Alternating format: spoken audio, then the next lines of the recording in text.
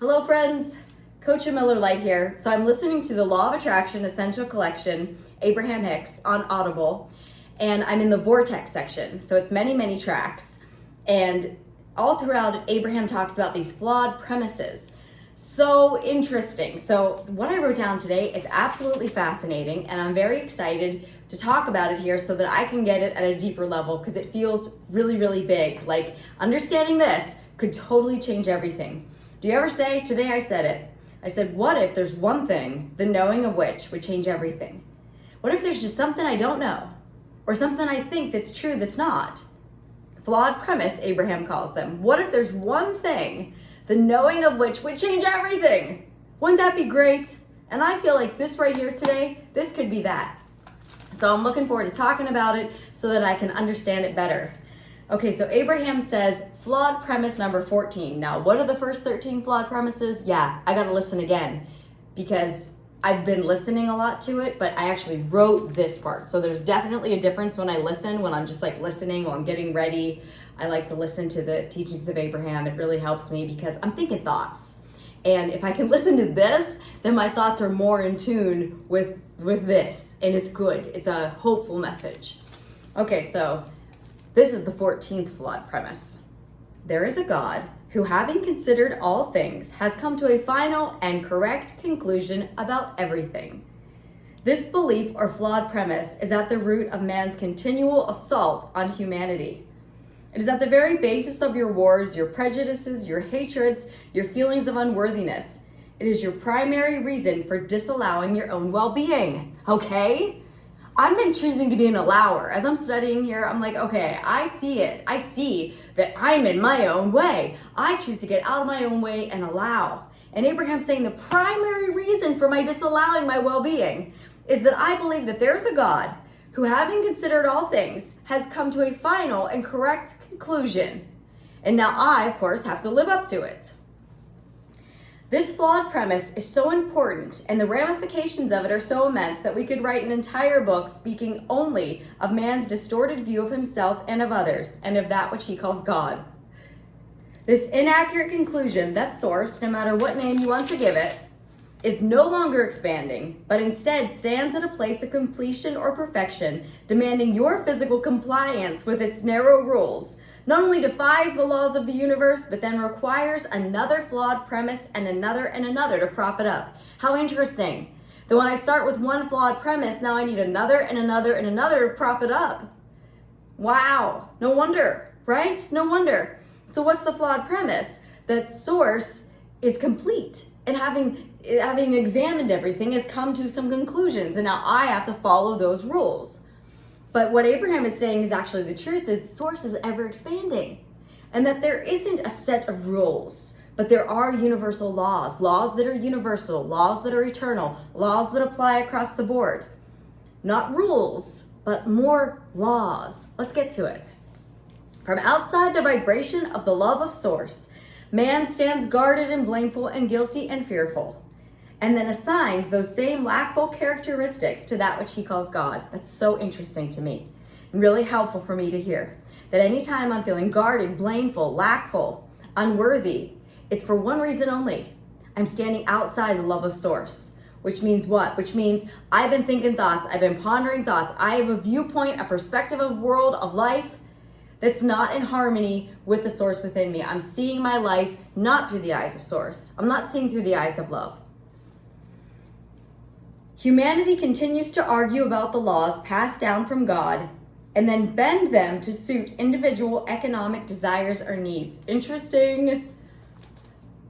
Often humans are informed by religious leaders of the value or necessity for keeping these rules.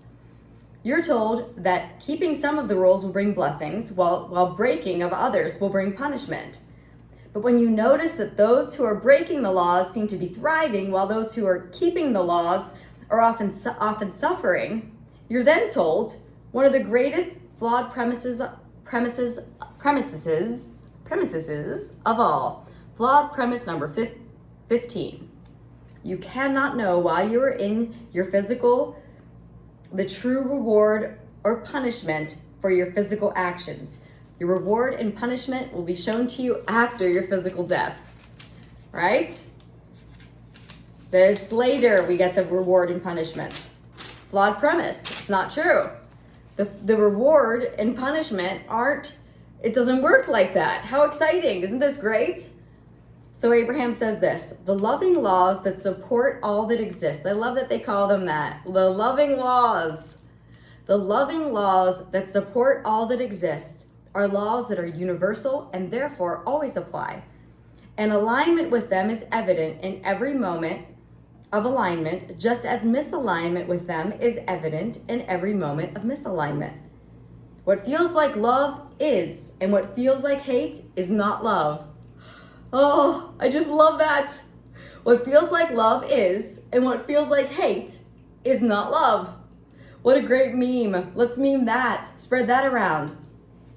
I'm understanding this as I've been listening to the teachings of Abraham that misalignment, what seems like what is misalignment or lack is simply not allowing, that there isn't a source of evil, a source of darkness, a source of lack, a source of sickness. There's only not allowing the stream, not allowing the love. So what feels like love is, what feels like hate is not love. It's resisting the love.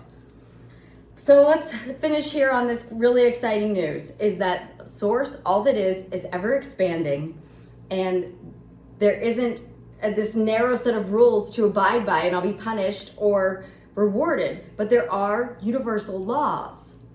The number one law, the strongest law, the most powerful law being law of attraction, stating that like energy attracts like energy, like vibrations attract like vibrations. So whatever I think, whatever I predominantly think, what I focus upon, what I look at, what I talk about, the attitude and viewpoint that I have of the world, of life, then I have a vibration, and that vibration that I oscillate now attracts experiences, circumstances, events, co-creators, conversations, text messages, everything in my life comes to me as a result of the vibration that I have offered in the past. But there's a time gap, which is a pretty interesting part of the game. There's a time gap between offering the vibration and the receiving of what vibration I offered. So I'm always receiving today. Very little of what I experience today is as a result of the vibration that I offered today. And it may be none that I offered today. It's the past. There's a time gap between thought and experience. Pretty good news. That means I can change my mind. I can reroute myself. I can say, okay, I'm off the highlighted route. Let's reroute. The loving laws that support all that exists. The loving laws, they're loving laws that support all that exists, not just physical, not just earth, all that exists, are laws that are universal and therefore always apply. Now, I just love that, because it's really helpful when you have rules, when you have laws, and these laws always apply. But this isn't a rule of what you can and cannot do. This is a rule of how it works. That yes, there are consequences, but it's not God punishing me. It's the outcome of natural law. Negative thoughts bring negative experiences. It's not a punishment, it's cause and effect. It's law asserting itself. Alignment with these laws is evident in every moment of alignment, just as misalignment is evident in every moment of misalignment. All right, well, I'm pretty excited about this, and I'm looking forward to keeping the study going because it really, really helps me.